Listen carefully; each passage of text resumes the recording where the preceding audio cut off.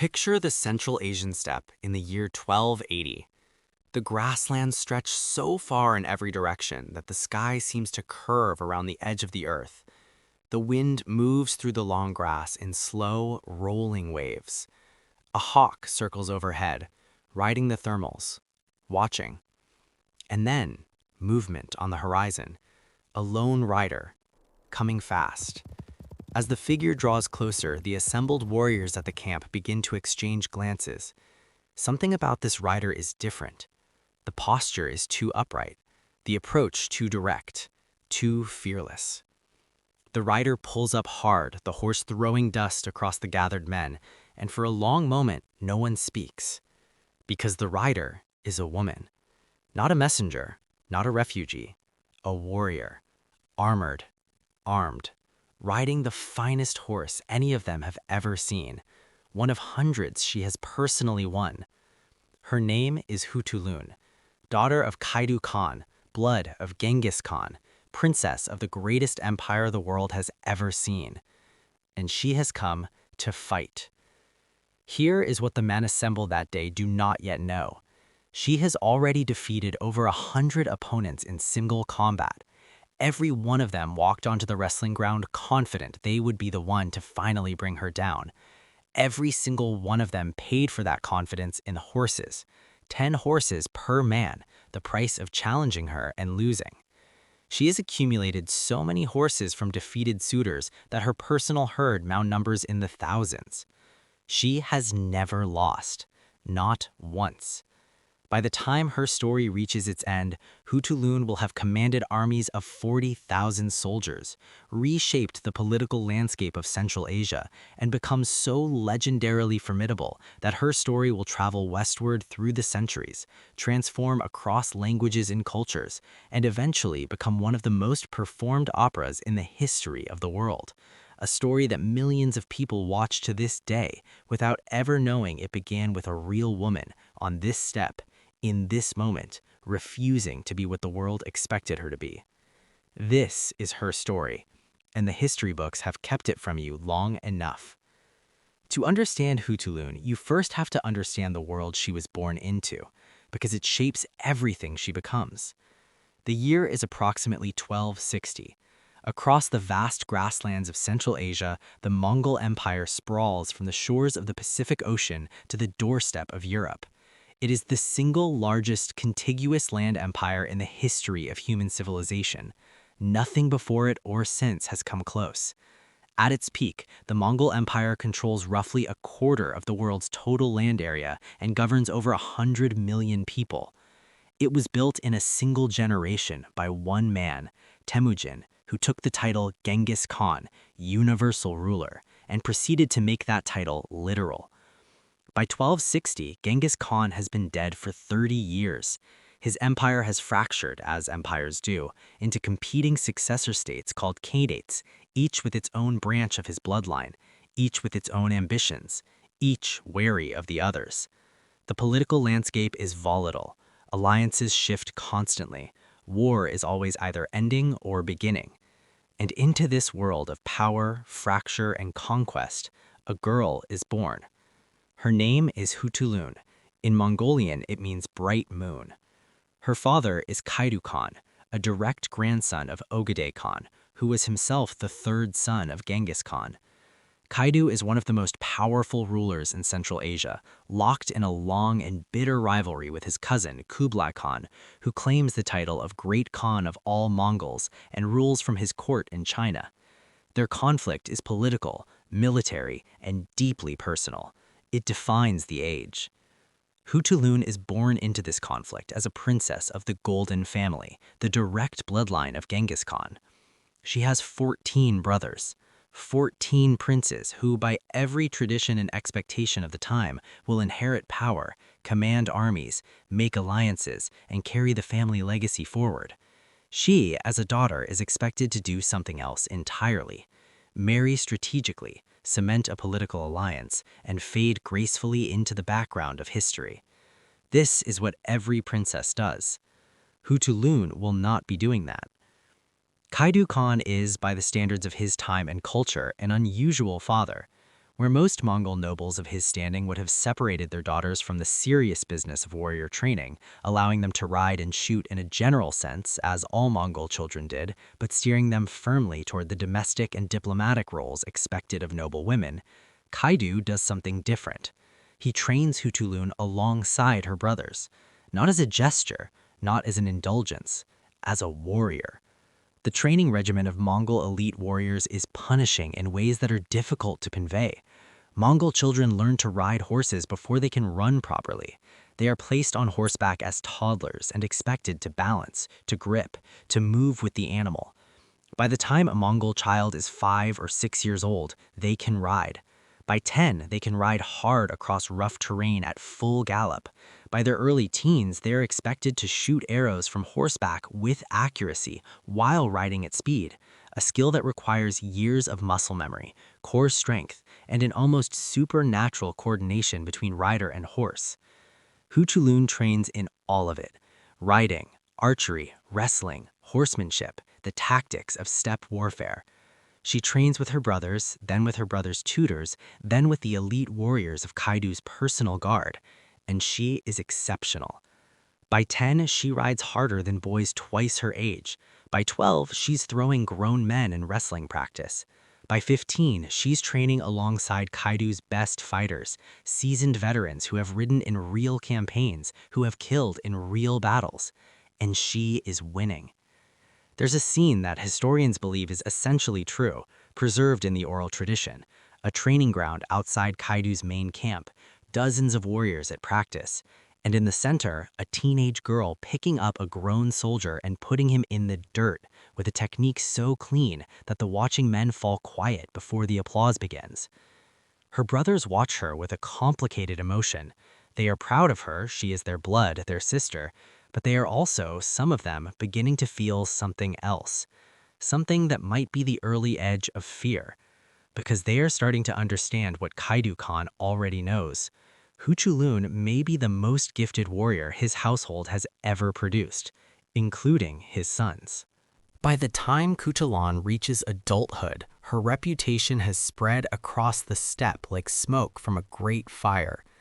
Stories travel between camps, along trade routes, through the networks of messengers and merchants that connect the khanates of the Mongol world. The princess who fights like a demon, the warrior who has never been defeated, the daughter of Kaidu Khan who was somehow inexplicably more dangerous than his sons. And so the suitors begin to arrive. This is not unusual. A princess of the Golden family is a valuable political asset.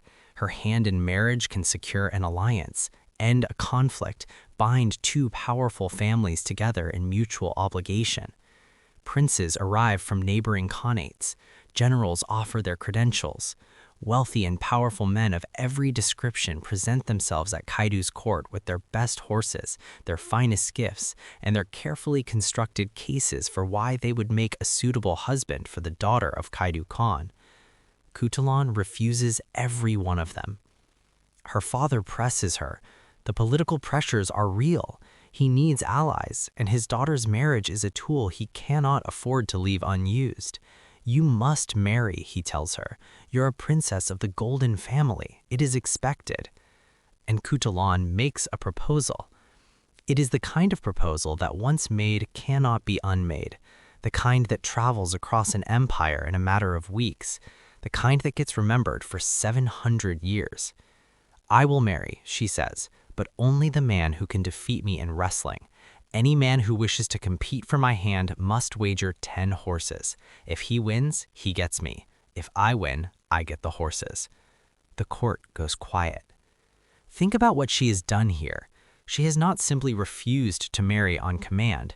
She has created a system, a formal, public, rule-governed contest that places her on equal footing with any man in the empire. Under Mongol law and custom, wrestling challenges are binding and respected. By framing her marriage as a wrestling contest, she has made it impossible for anyone to simply force her into a union through political pressure. The only path to her hand now runs directly through her on the wrestling ground, and she has every intention of making sure no one gets there. Kaidu Khan considers this for a long moment. Then he smiles. "Let the challenges begin," he says. The first challenger arrives within weeks, a prince from a neighboring territory, confident and strong, with the 10 horses already counted out. The entire camp gathers to watch. It is a spectacle. The beautiful, famous, undefeated princess against a serious, experienced rival. The match lasts less than 2 minutes. Khutulun moves with the kind of fluid speed that experienced wrestlers call water. It flows around resistance rather than meeting it head-on. She baits an attack, steps aside, catches the prince's momentum, and redirects it. He goes down hard. Before he understands fully what has happened, she has his arm locked behind his back and his face pressed into the dirt. She stands, takes the 10 horses. The crowd erupts. The second challenger comes, then a third, then a 10th, then a 50th. Some are powerful men who believe raw strength will simply overpower her. She defeats them by using their own strength against them, turning their force into the mechanism of their fall. Some are clever fighters who have studied her previous matches, looking for patterns and weaknesses. She defeats these men by being unpredictable, varying her techniques, her timing, her angles. Some arrive with genuine skill and professional training. She defeats these men hardest and most carefully, grinding them down with patience, waiting for the one moment of overreach, and then finishing quickly. None of it matters. She wins every match. The herd grows. 10 becomes 100. 100 becomes 1,000. The Venetian explorer Marco Polo, who traveled through Central Asia during this period and documented what he observed and heard, records in his accounts that Khutulun accumulated over 10,000 horses from defeated suitors. 10,000! Whether this precise figure is exact or embellished in the retelling is impossible to verify. Medieval sources, including Marco Polo, were not immune to the appeal of a dramatic number. But the underlying reality his account points to is consistent with other historical sources. The matches were many, they were real, and Khutulun won all of them. What the raw numbers do not capture is what these victories actually meant. Each time Khutulun stepped onto that wrestling ground, she was making a public statement to the entire Mongol world. She was saying, "I am not a political instrument. I am not property to be traded by powerful men for strategic advantage. I am a warrior, and I will be treated as one." The wrestling ground was where the Mongol world adjudicated questions of strength and honor, and Khutulun was winning on those terms, consistently, publicly, undeniably. The matches became events. People traveled for weeks to watch. Bets were placed. Children were named after her. Songs were composed. A princess who was expected to disappear into a diplomatic marriage had instead become the most famous athlete in the Mongol world. But the most famous match of all was still coming. His name has not survived in the historical record. He appears in various accounts simply as a champion from a distant khanate, a man who had never lost a wrestling match in his life. He arrives at Kaidu's camp with 100 horses as his wager, not 10, 100. The statement is deliberate and unmistakable. This man is not hedging. He is not arriving with the quiet hope that he might get lucky. He is announcing in the loudest possible way the culture affords that he expects to win. His record backs the confidence. He has defeated over 500 opponents in sanctioned matches. He is trained not only in the traditional Mongolian wrestling style, but has studied the techniques of Persian and Chinese fighters as well, absorbing every system he can find.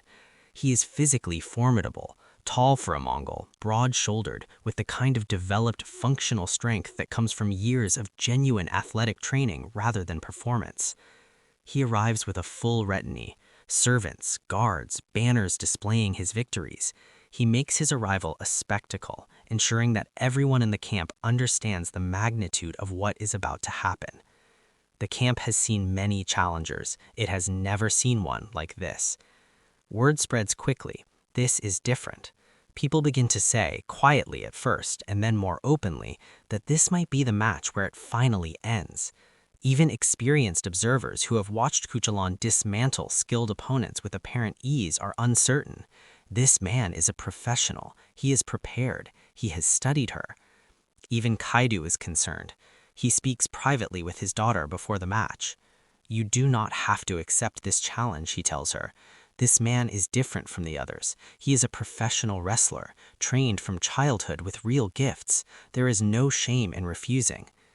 Khutulun looks at her father with those steady eyes. "If I refuse now," she says, "every victory I have ever won becomes hollow. Every man I have defeated can claim I only chose opponents I knew I could beat." She pauses. "I will fight him, and I will win." The day of the match, the camp empties out entirely. The crowd is enormous, a mass of people pressed together, the noise building before either fighter has moved.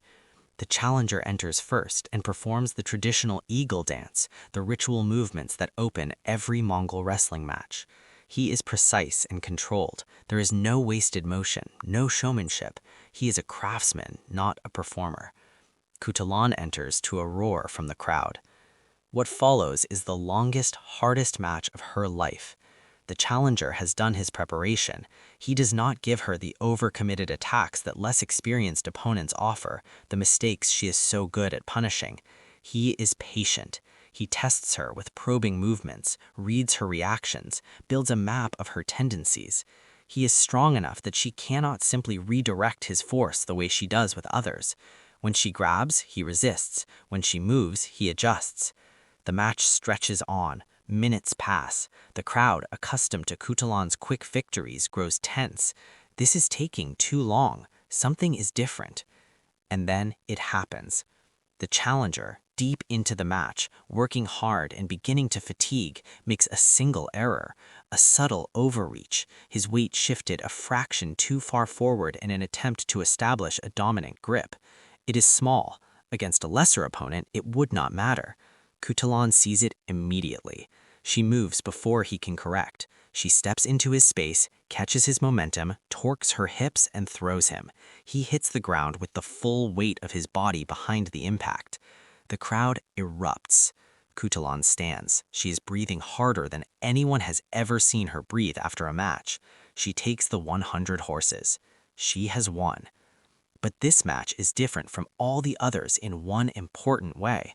It is the one where people who were watching understood clearly and without doubt that she had been genuinely tested, that the outcome was not a foregone conclusion, that she had faced the best available opponent in the Mongol world, been pushed to her absolute limit, and found a way to win anyway.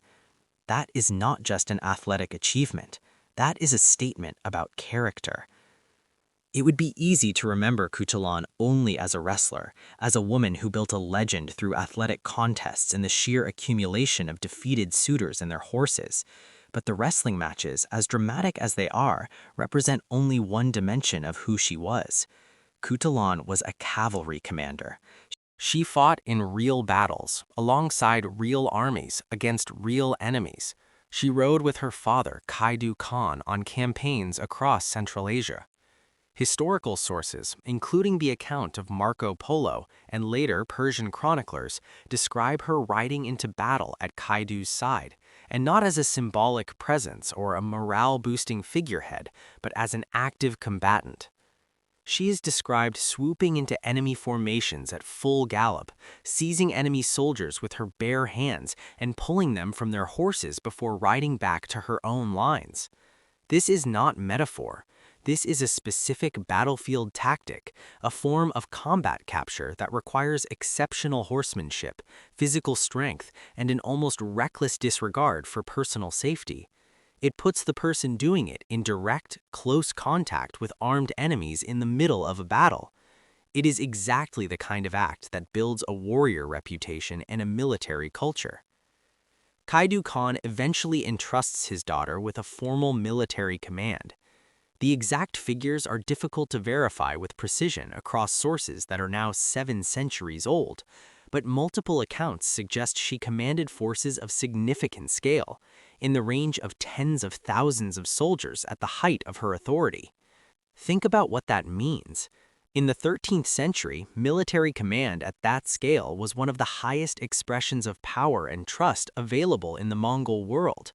Kaidu Khan, a man who understood warfare as well as anyone alive, looked at his daughter and decided she was the right person to lead his armies. She was not a princess who happened to be strong. She was a military commander who happened to also be a princess. And this distinction matters because it changes how we have to understand her relationship with her father. Kaidu did not indulge Khutulun's warrior ambitions as an eccentric quirk. He recognized her ability and gave it real power. He put armies under her command. He trusted her with outcomes that affected the survival of his rule. In return, she delivered. Kaidu Khan died around the year 1301, after decades of ruling Central Asia and fighting the longest sustained conflict of his era, his rivalry with Kublai Khan, the self-proclaimed Great Khan of all Mongols. As he aged and his death approached, the question of succession became pressing. He had many sons. He had Khutulun, and there is evidence preserved in multiple sources from the period that Kaidu Khan wanted his daughter to succeed him. He reportedly named her as his preferred successor before his death. This is an extraordinary thing. In the political culture of the Mongol Khanates, succession passed through sons. The idea of a daughter inheriting a Khanate was not just unconventional, it was the kind of thing that invited immediate challenge from every male rival in the region. Naming Khutulun as successor was not a safe or easy decision, it was a declaration. It was not honored. After Kaidu's death, the nobility and senior military figures backed one of his sons, a man named Oris, as the new Khan. The exact mechanics of how this happened are unclear from the surviving sources. What is clear is that Khutulun did not fight to claim the succession for herself. She accepted Oris as Khan and continued to serve as a commander and advisor within the new administration. Why? This is one of the genuine historical mysteries of her story, and it is worth sitting with rather than rushing past. Some historians have suggested she lacked the support network to make a bid for succession viable, that without a husband and the political alliances a marriage would have brought, she was isolated at the critical moment. Others argue that she made a pragmatic calculation that the cost of a succession struggle in blood and political capital was not worth the outcome. But there is another possibility, less cynical and perhaps more revealing of her character, that she never wanted the Khanate, that her wrestling challenge was never about accumulating power for its own sake, that what she wanted and what she achieved was the right to be herself, to be a warrior, to be respected on her own terms, to live outside the boundaries that society drew around her without necessarily wanting to rule. She had spent her life refusing to be told who she was allowed to be. Maybe, in the end, that was enough. Here is where Khutulun's story takes a darker turn, one that tells us less about who she was than how history treats women who exceed the boundaries set for them. After Kaidu's death, the accusations began. Some chroniclers, writing years or decades after the events they described, often with clear political motivations, began to attach scandalous explanations to Khutulun's power and achievements. She had poisoned her father, some suggested, to secure his favor. She had used witchcraft to win her wrestling matches. Her relationship with Kaidu was inappropriately intimate, an accusation of incest designed to reduce her to a scandal rather than a figure of genuine achievement. She had murdered her brothers, others claimed, to clear her path to influence. These stories spread. They were repeated, embellished, adapted. Modern historians who have examined the available evidence carefully have reached a consistent conclusion. The accusations are almost certainly fabricated. The logic of the charges collapses under scrutiny. If Khutulun had poisoned her father to gain power, why did she then voluntarily step aside when the succession was contested? If she had murdered her brothers to clear her path, why did she serve loyally under her surviving brother's rule? If she had used witchcraft in her wrestling matches, why do the accounts of those matches describe specific and describable physical techniques, the kind of details that only make sense if the victories were real and athletic? More fundamentally, what did her actual behavior look like? She was loyal to her father. She fought in his campaigns. She accepted the succession of her brother rather than contesting it. She served. None of this is the behavior of a poisoner or a schemer. What the accusations are is something more revealing. They are the response of a culture that could not process her existence on its own terms. She was too exceptional. Her achievements were too far outside the acceptable range of what a woman was supposed to be capable of. And so the minds that needed to make sense of her invented crimes, because the alternative, accepting that she had done all of this through talent, discipline, and sheer will, was somehow more unthinkable than poison and witchcraft. Think about what that means.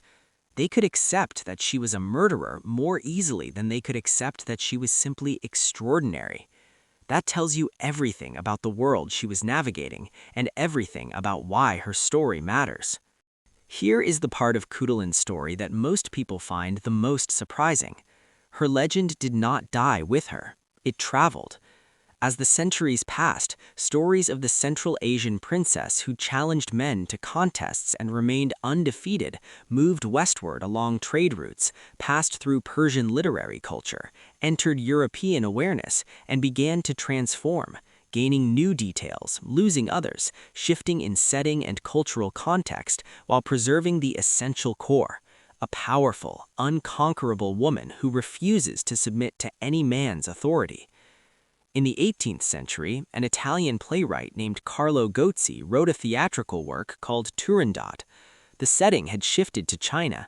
The contest had transformed from wrestling to a riddle challenge. Suitors must answer 3 questions correctly or face execution. But the essential architecture of the story is Khutulun's, an exceptional woman, a contest, the men who come to test her and fail, and the question of whether anyone will ever be worthy of her. The name Turandot itself is a signpost back to the original source. It derives from the Persian Turan Dokht, daughter of Turan, a reference to Central Asian origins. The name is pointing across 7 centuries of transformation back towards the steppe. Then, in the early 20th century, the Italian composer Giacomo Puccini adapted Gozzi's play into an opera. Turandot, Puccini's final work, left incomplete at his death in 1924, became one of the most famous and beloved operas in the world. Its arias are performed in concert halls and opera houses from New York to Sydney. Millions of people have sat in darkened theaters and watched the story of the cold, unconquerable princess who refuses every suitor and felt something stir in them at the spectacle of her power and her refusal.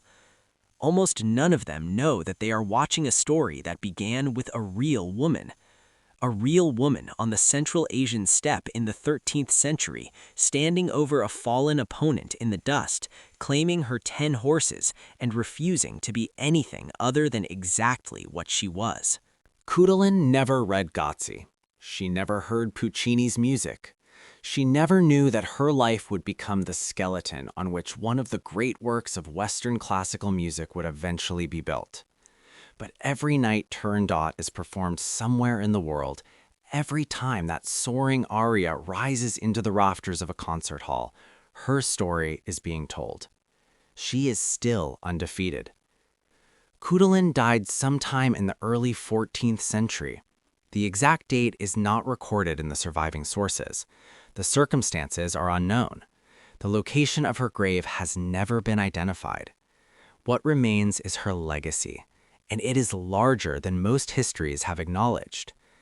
In Mongolia today, she is recognized as a national hero. The tradition of Mongolian wrestling, one of the country's most cherished cultural practices, carries her memory. Young girls are told her story.